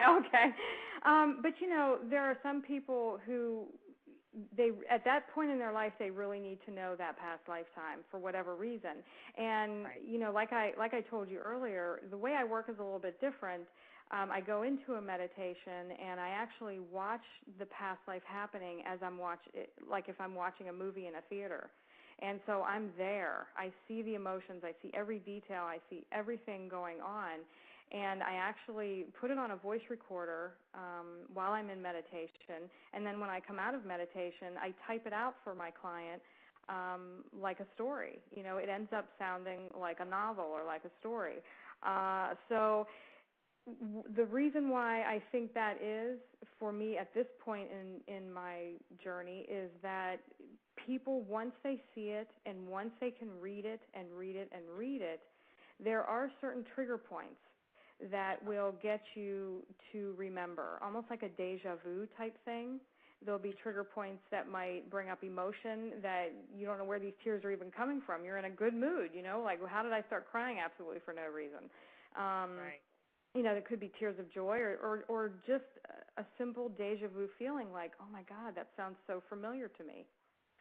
So how the healing begins, like I said before, it could just be you don't feel it on a conscious level, but there is definitely healing taking place if there's something that you need to know at this time in your life. That's very cool. That's very cool. And I definitely resonated with the reading that you gave me. And there were you were discussing how there were some really fascinating coincidences in some of the, the information that you gave me. So I can't wait to sit down and reread this again. It's really quite fascinating. Now, it's always fun for me to hear that because, no matter how many I do, it's just fun, and I'm totally amazed every time someone resonates with something, or like the parallels that you were aware of in your reading. It's always amazing to me. Even when I communicate with those on the other side, I'm never bored. I am always amazed. So anytime something works out, I'm like happier than my client, I think. That's really awesome. That's really awesome. Absolutely amazing. I can understand that because the excitement, in your voice when you were talking to me, I was like, that's really awesome. I'm very, very passionate about what I do. I believe in it. Yes, you definitely are. And I think people, definitely need more of that passion, especially, because you got to do what you love. You absolutely have to, and you obviously do. So that's very awesome. Thank you. Very cool. Now, I cover reincarnation a lot actually in my book. It's one of the kind of the primary themes behind it too. And so I just kind of wanted to ask you to make sure I've got my information right. I actually have a character in the book who he's reincarnated as someone else, and they're going through the whole process of remembering, and he found out that he actually has this, he's got a bad left leg. He's always had arthritis and this pain, and it's actually because of something that happened to him in a previous life. Have you found those instances that, there's actually something physical that, and you remember it, maybe, I don't know if it gets better or, it kind of just makes more sense to people? You know what, more often than not. Time and time again, yeah, and myself included. Once I realized and once I found out this particular past lifetime, the instances in this present lifetime happened before I knew of this past lifetime. So it was really phenomenal when I found out the parallels and the timing and how old I was, because it was almost exactly to the same age as I was in a previous lifetime that I had these injuries. And in this lifetime, I was pregnant with my second child, and I was 26 years old, and I had severe gallbladder attacks. And if anybody's ever had a gallbladder attack with gallstones, you feel like you're having a heart attack. I mean, it hurts so bad. And here I am, I'm pregnant with my son, and I was having such severe attacks. Sort of like, where your sternum is, like where your ribs, at the bottom of your ribs, like the top of your stomach there, your sternum. Mhm. Okay, that's where I was having the severe pain, and it would shoot around my back, and there was nothing I could do because I was pregnant, so they couldn't do any kind of surgery or anything like that. So I sort of suffered with that for about 4 or 5 months, and yeah, and immediately after I had my son, I was in the hospital that night, and I had another severe attack. Well, they had to give me morphine. It was so bad. Within a month, I was having emergency surgery to remove my whole gallbladder because I couldn't even breathe. I literally thought I was having a heart attack. I had to be rushed to the hospital. It was really, really bad. In this past lifetime that I saw, I was a Native American Indian, and I was a female, and I was killed. And I had an arrow go at the top of my stomach and one in my abdomen. And it killed me. And it was funny because I was around the same age. I was sort of like mid to upper 20s. So that is where cell memory comes into play. Cell memory, you have it. You never, ever forget. So when you start having these symptoms physically in this lifetime, they might manifest in a totally different scenario, but the pain is still there. It's in the same area. It could be for a totally different reason, but that cell memory is remembering. And so once you recognize it, where it stems from in a past lifetime, you're able to release it. You're able to let go of it. And, I'm not saying that just because you remember a past life, you're going to, cure your cancer. You know what I mean? That's not what I'm saying. Right. But there is healing. There's a difference between being cured and being healed. And there is definite healing that takes place when that recognition comes to the surface. Right. I definitely see what you're saying. That's fascinating to be able to know that. I don't think it would have. I think you probably still would have had to go into surgery, but just. Absolutely. Absolutely. And kind of the relations that you can find. I can see how that can be very empowering. Very cool. Yeah. And just to That's know all. that you're more than the body that you carry around right now. Absolutely. It really is spiritually uplifting to know that you never end. Yes. You're always in Yes. existence. Yes, yes, yes. I think we really need to kind of just it might help too with with death and grieving. Not to say that you're not going to miss someone, when they leave for 'em and go on to do another journey. Goodbyes are always sad. But people, I like even people have a really hard time with the concept of death. The fact that you're never Sure. going to see this person again because we've developed such an attachment to the body. So I think We're it's in really human awesome form. to know. Sure, You sure. know, we're, And I we're mean, still in human form. Absolutely, absolutely. And it kind of, learning about this stuff really kind of helps me because I remember a lot of experiences. I had an instance where, when I was young, my great-grandmother died, and I was extremely close to her. I mean, I loved her to death, but I can't remember being sad. And I really had a problem with that because, you're supposed to be sad, or you're told that you're supposed to be sad when people die. And I mean, I love this woman. I absolutely miss her, but I didn't cry at the funeral. It wasn't this, grieving event for me. I didn't understand why I wasn't sad about it. And so now you kind of look back on it, you're like, oh, well, because, death is no big deal. Yeah, that's right. Maybe you knew So, something back then that nobody else knew. Right. It's really comforting to know that, there's not something wrong with me, like I'm incapable of feeling that type of emotion or whatever. It's just that death is not, it's not, it's kind of hard, too, because, you want to tell people, when they lose someone that, I understand you're sad, but, it's going to be okay because they're not really gone. You might see them again in another life, but it's not always what people want to hear. No, and I can definitely tell you that if I lost someone close to me, if somebody came up and said that to me right at that moment, I think I'd knock them out. I mean, that's not something you want to hear. And in human form, grieving is the worst thing we're ever going to do. We're ever going to have to go through. We're ever going to have to live through. And every single one of us, I'm sure, has lost someone we've loved, or known someone who's lost someone that they loved. I work part-time. Besides doing all my spiritual work, I work part-time at a normal job, quote unquote. And I only work there 2 days.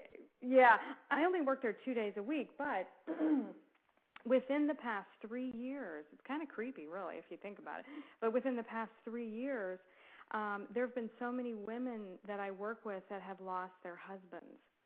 And two of them are young.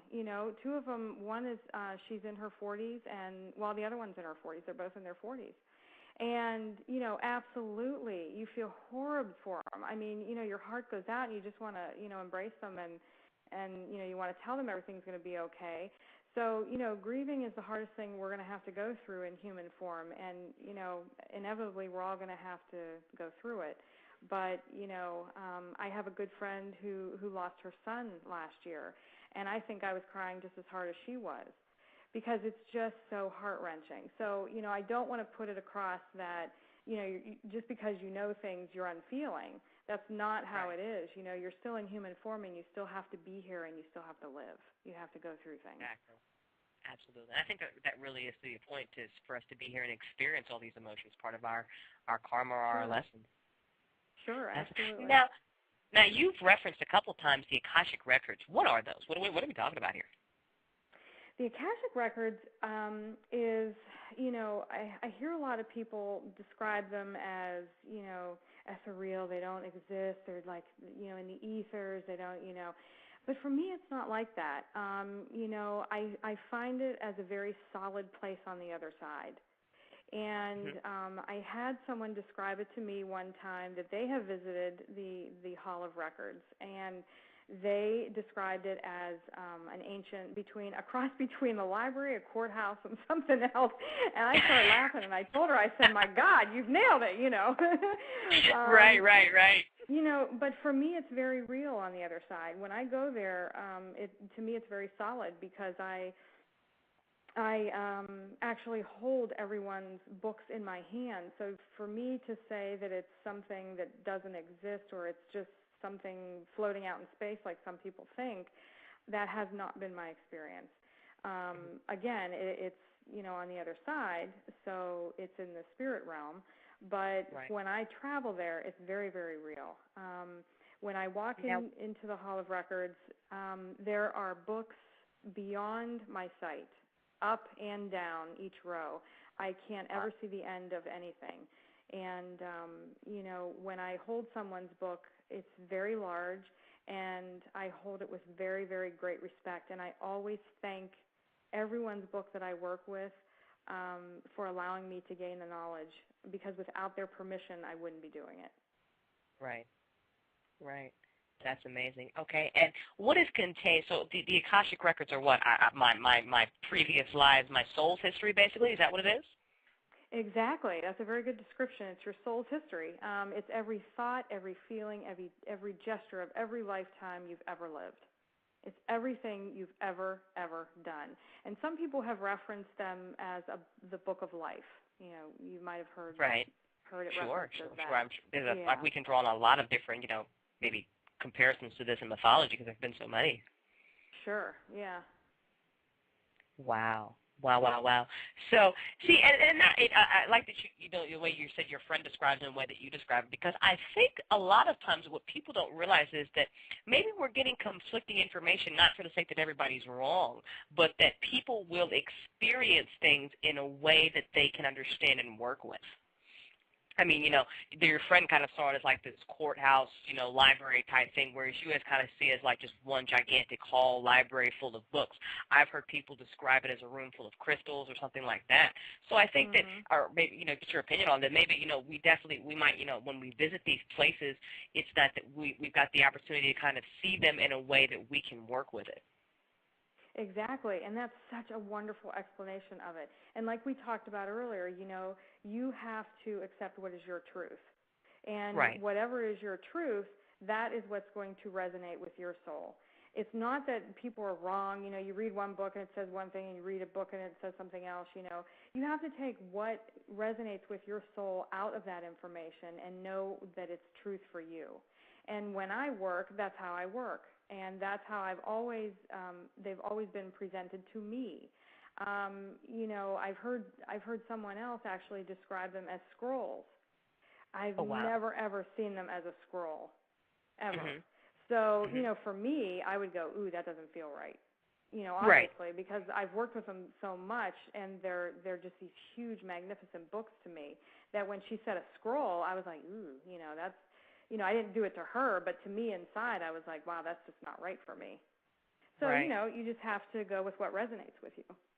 Absolutely. Now, kind of, if you can't take me through kind of what happens with, you're in the Hall of Records, and you pull, somebody's book off the shelf, and then you open it, and then you're taken to a page, and then all of a sudden, is it kind of like that you're just put into the novel, and all of a sudden you're, find yourself in a movie? Is that kind of how it unfolds for you? Yeah, pretty much. When I go in and to do a past life reading for someone, all I need is their full name. And there is such a vibration to their name and such a resonance to their name that when I go into the Hall of Records and I ask for their book and I use their full name, immediately their book appears to me. It is right there. And when someone asks me to do a past life reading for them, it actually gives me permission to go in and access their records. I would never do that to someone unless they asked me to do it. So when I go in and their book appears in front of me, I open it up, and this is purely symbolic for me. Do I need to open it? Probably not. It's just that's my routine. That's something that gets me into the meditation, gets me into the moment that catapults me into that past life. So I open the book, and the way I see the book is there is writing on the inside of these pages that is almost in liquid gold. It's so beautiful, but I can't understand it. To look at it, I can't understand the writing. So what I do is I actually put my hand over one of the pages, and I ask to be taken to a past lifetime that has something to do with this lifetime, whether it's the people or the lessons still being worked through. And immediately I am drawn to a past life, and it just starts for me. And it actually picks apart in that past lifetime that's important for that person. Obviously I'm not going to, give the entire lifetime. Right. probably a lot of insignificant things that happen. I mean, think in your own life right now. If I, would describe every single day of every single life, I'd be there forever. So You would. it takes Nick, me. I don't need to know all that. No, I don't need to know all that either. Not right now. But I'm sure. it takes me to that important point where I need to start. Wow. That is absolutely amazing. Absolutely. It is pretty amazing. I'm still amazed myself. Honestly, I'm still amazed every time I do someone's past life. I get choked up sometimes because I think, why am I the one doing this? I think what about me, makes me able to do this. But it just always has been very, very easy for me. Very cool. Very cool. Now, let me correct. Now, when they say, people need to give you a name, do they need to give you, like, their maiden name? Does it matter? What if they change their name? They resonate more strongly with the name they changed than their birth name. Does it matter? If I would say what people know them by more, like if someone has been married 30 years, obviously, that name is going to be okay to use because for 30 years they've had that last name. Sure. If someone's newly married, I'd say, give me both last names and I'll see which feels better for me. And as a perfect example, I mean, I was adopted at 5 days old, and I know my birth name. Would I ever use that? No, because no one knows it. I don't resonate to it. I use Kicia because that's my name. So, it just, that's the way it works, I guess. And if I ever have a question about it, I always, like, for instance, I just had a client call me, and it was a mother requesting a past life reading for her daughter. Now, her daughter's a grown woman. She was requesting a past life reading for her daughter. And I said, well, give me her name. And she said, well, do you want her married or her, she's just newly divorced. I said, oh, geez. I said, okay. I said, well, give me both last names. And I said, I am going to say, her name connected to you. So if there's someone that is requesting a gift for someone else, I always say connected to, this person. And it never failed me. So oh, wow. Okay. It worked. Hey, yeah. That's awesome. See, and I love talking to people, about these types of subjects because it's so awesome to see how it resonates with them and how they work and how they've developed kind of their own little rituals. So I really just want to, I love stressing to people that this is such a unique individual journey that we're all on, and we're not always going to experience things the same way as somebody else. It doesn't make one truth, less true for the other. You really have to just go with what you resonate with. It kind of makes it difficult when you're navigating through the field of information and we're so, kind of black and white, so it leaves open a whole universe of gray. But, I think it's really something we need to start accepting because these are just, and, looking forward to, so the journey that you're on is going to be so unique to somebody else's. Nobody else is going to experience these things the same way that you do. So it's really fun. You know what? That's exactly right. And even in my workshops, I teach my students, I'm teaching you this way. But if you feel a need to do it a different way, then do it. But I'm giving them the basics so they can build on the basics. And if they change it up, more power to them. Whatever works for them, Exactly.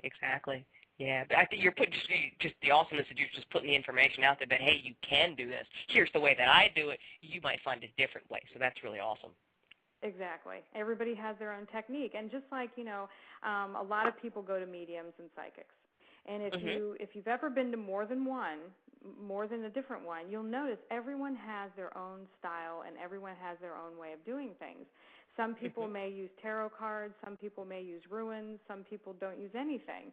So the fact that they're still all getting their information, but they're using different techniques that they're comfortable with or that works for them. Yeah, no, you're very right, and it's very cool. Awesomeness. So now, let me ask you, now, if I wanted to commune with my spirit guides, see my, go visit my own past lives, that sort of thing, have you found that meditation kind of works best, kind of gets into that quiet, state where you're relaxed and all that good stuff, and then just maybe, ask to be shown? Is that kind of simply how we just get this process started? Yeah, and there is no, I have to say, when you're on a spiritual journey, you don't want to take it fast because you want a solid foundation. Anytime that you're on a spiritual journey and you're trying to gain knowledge about yourself and your spiritual path and who you are, and you want to gain, say you want to gain the ability to communicate with the other side, you want a very solid foundation for that. You know, you don't want to rush through it, and you want to sort of grasp and experience everything to its fullest, so your journey is very complete. So when I tell people, you know, I tell them to start at a very, very basic meditation, getting used to how to just center yourself. It's a very, very simple meditation that takes exactly probably 4 to 5 minutes. And it's something that I teach my students to do every day. I don't care whether they do it in the morning. I tell them I personally love to meditate in the morning because it sets the pace for the rest of my day. It seems like I can handle situations that come up a little bit better. You know, I don't flash the handle. And it's a very simple meditation, teaching them how to visualize something very simple and very simplistic to start out, because a lot of my students have never meditated. So when they come in, you know, I just have them sit, take some deep breaths in and out, and simply sit there and concentrate on their breathing, and then see the white light coming down from the heavens into their crown chakra, you know, and I have them visualize it sort of enveloping their head, their shoulders, their arms, going all the way down through their body, through their knees, down through their feet, to where they are just an enlightened being, surrounded with a white light. Breathe in that white light and feel the love coming from God, and breathe, and it's as simple as that. So once they start being able to do that so easily that they don't even have to think of the steps, then they are ready to start with a more complex meditation. And you'd be so surprised at how easy that is. It's just so simple, because words automatically form visual interest. When you say a word, grass, instantly you think of grass. You think of what it looks like. You think of the color. So so you know, words automatically form, you know, pictures. Kind of pictures in our mind, right? Sure. So, you know, meditating is as simple as that. You know, in your mind, you're thinking, what do I have to do today? Okay, I have to run to the grocery store. I have to stop at the bank, you know, and you're thinking of all these different places. Well, you're actually visualizing it as you're thinking it. So if you can do that, you can meditate. It's as simple as that. Excellent. Excellent. That's an awesome little meditation to start out your day with. So very cool. Yeah. Now, is there any other studying that you think people should undertake before they, you know, they ask their spirit guides to reveal themselves to them? Or, I mean, do we need to ground ourselves? I mean, is there something else you think we should do before we kind of, you know, start messing around with those things? Well, you know, look, I've always had practices where, you know, the more I got into this, the closer relationship I developed with my divine.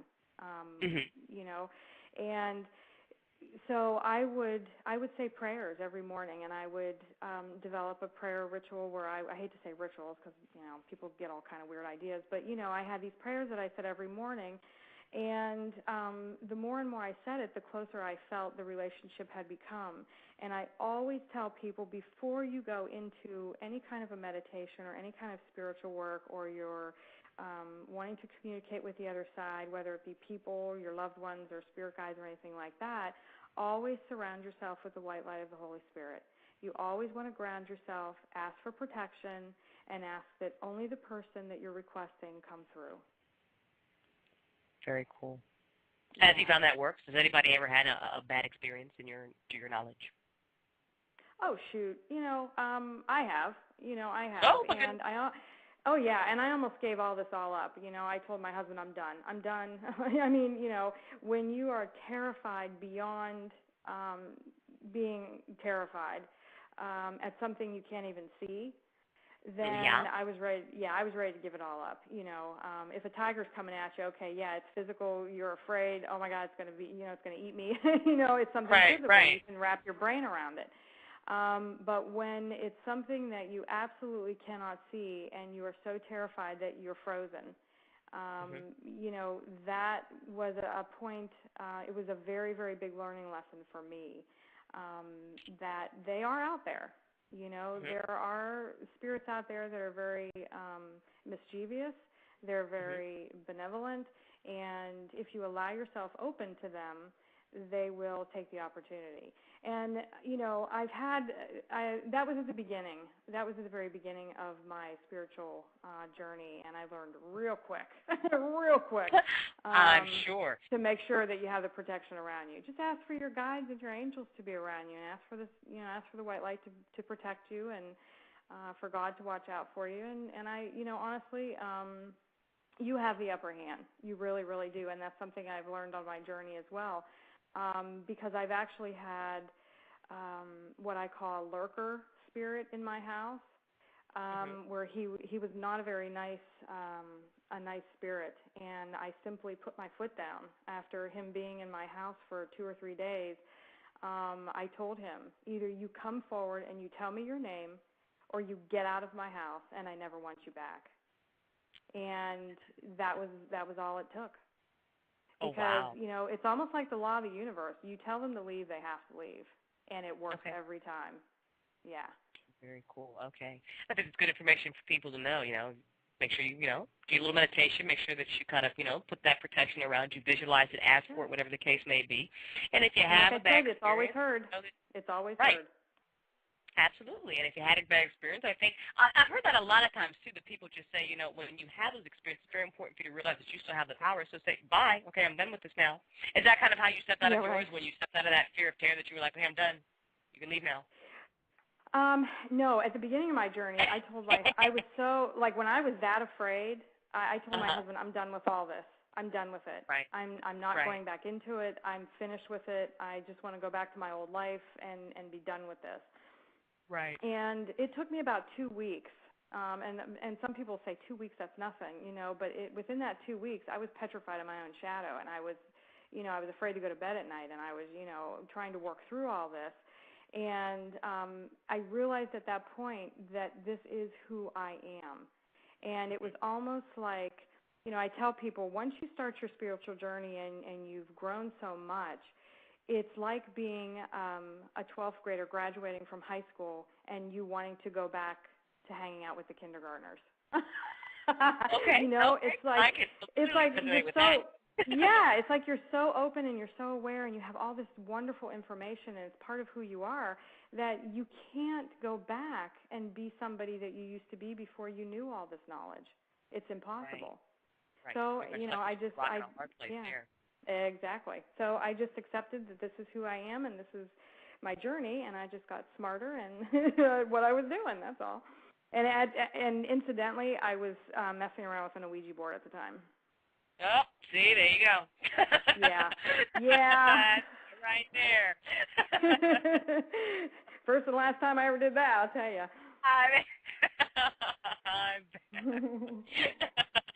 You're telling this story, and I'm like, the hairs in the back of my neck are standing up. I'm like, oh, my God.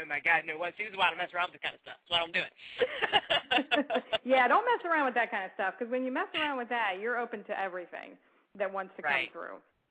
Yeah, it's a little dangerous, yeah. That's why it kills me when I see them in Toys R Us. It just kills me.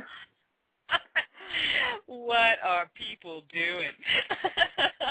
Oh, yeah, my goodness. I know. No, this is a fun conversation to have, especially I think it'll be very, very helpful to people, you know, myself included, in kind of, you know, working past some of these things. Because I like to go to any situation, you know, just with knowledge.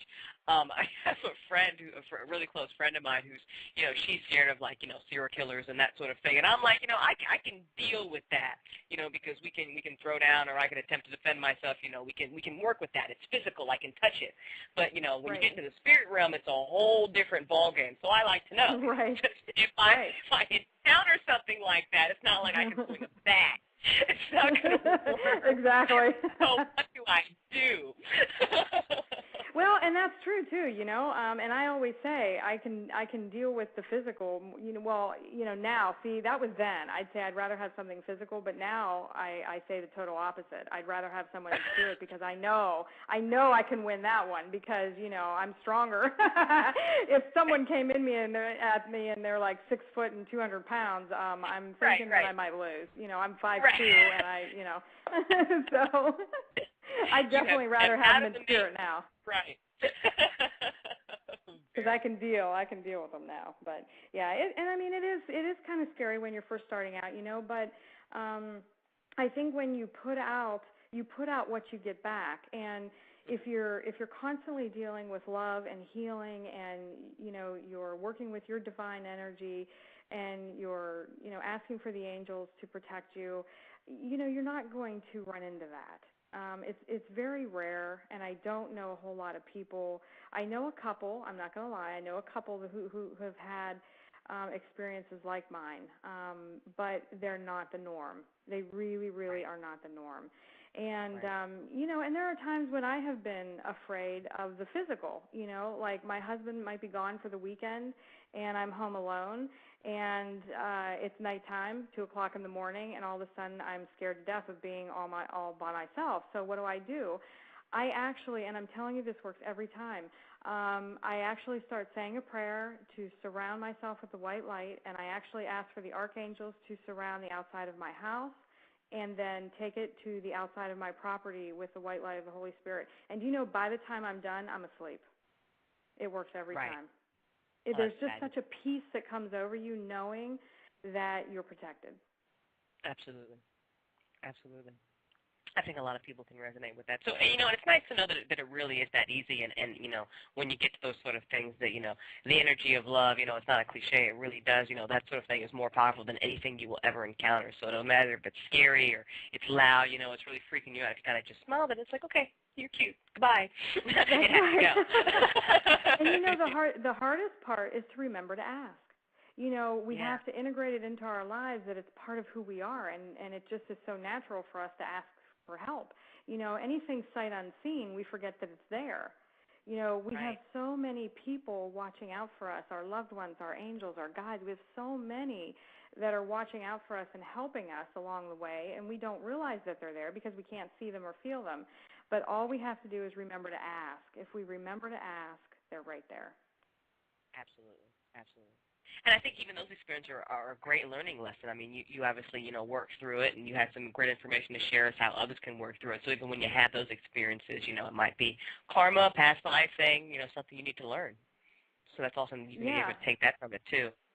That's right. Excellent, excellent, excellent. Well, Kicia, thank you so much for being here with us tonight. I have had a great time. It's been a really great conversation. Thank you for having me. I have enjoyed myself immensely. I am glad. I am absolutely glad. So my co-host, Melchizedek, who could not join us tonight, absolutely wants a past life reading from you. So kind of let me know how people, let everybody else know, how people can get in touch with you, how, what do you kind of charge for this sort of thing? How can we get a past life reading from Kicia? Okay, I'm so glad you asked. Right now, my website is in the birthing process, so I don't actually have it done, but you can always email me. My email address is KICIAE, so it's my first name and my first initial of my last name, so it's Kicia E at neo.rr.com. Just email me and tell me that you would like a past life reading. I would need your full name, and right now I'm charging $60 for my past life readings, and I've had people say that they're too cheap, I should be charging more, but I'm very, very comfortable at $60 right now.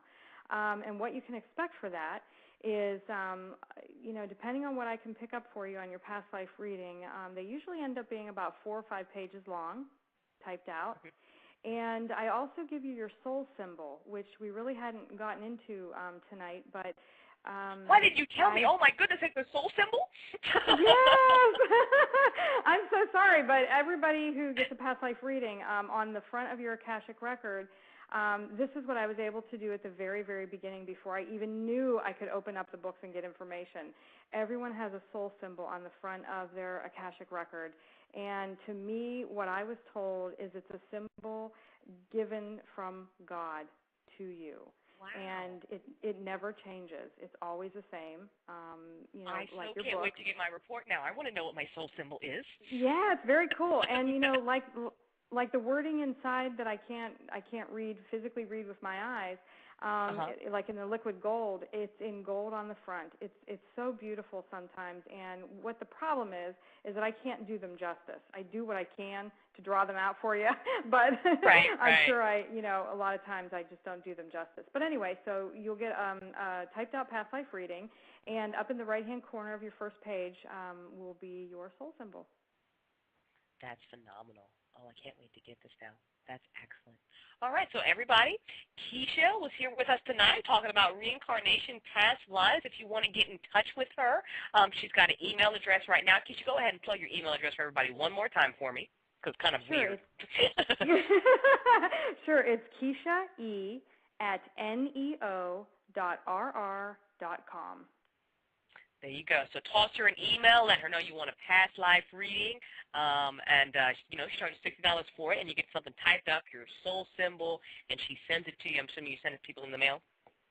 Yes, I send it once I receive your check. What I do is I email you back letting you know that I'm almost finished with your reading, and then I'll have you send the check in the mail, and once I receive your check, then I go ahead and send it right out to you. And it comes in a almost like a photo, an 8.5 by 11 photo envelope, so it's harder, so it doesn't get ruined in the mail. And excellent. yeah, so, and if everybody will please remember to vote for me on the 24th, the week of the 24th, yes. I would greatly appreciate that, because I'd love to go on to the next round and get my book out there. Absolutely. Next Top Spiritual Author. If you've enjoyed listening to Kicia tonight, please go to Next Top Spiritual Author and vote for her. You can find her on the main page. I went there. She's really easy to find. Just hit the find button on your, you can find her. So, and definitely vote. I will remind everybody on next week's show that, voting begins next round on May 24th. So mark your little calendars, people, and definitely vote. So, Kicia, please come back again. We do a roundtable discussion at the end of every month, and I always invite the great minds that I interview to come back and offer their perspective on the topics. So please keep that in mind. You are always welcome back to Paranormal 101. It was really a pleasure having you. Thank you. I would love to come back anytime. Just let me know. Absolutely. Well, you know what? We're here every Saturday night. I do a paranormal roundtable the last Saturday of every month. It's religious right now. So, like I said, check the show page and see it. And you're more than welcome. Please call in, contribute to the discussion, so that the more the merrier. Okay, Crystal. Thank you so much, and I'll get your reading out to you. Great. Thank you so much, Kicia. All right. Bye-bye. Okay. Bye-bye. Everybody, thank you so much for sticking around with us on Paranormal 101. Thanks for listening. Thanks for being here. We had another great show. I am your host, DCS, author of Sonarchy, Book 1, The Awakening. I haven't entered any competition, but you should definitely go and check it out. It's an awesome read. And Book 2 is coming out. It is on the way. We're going to have a book release party here on the P101, probably July 3rd. Planning for that.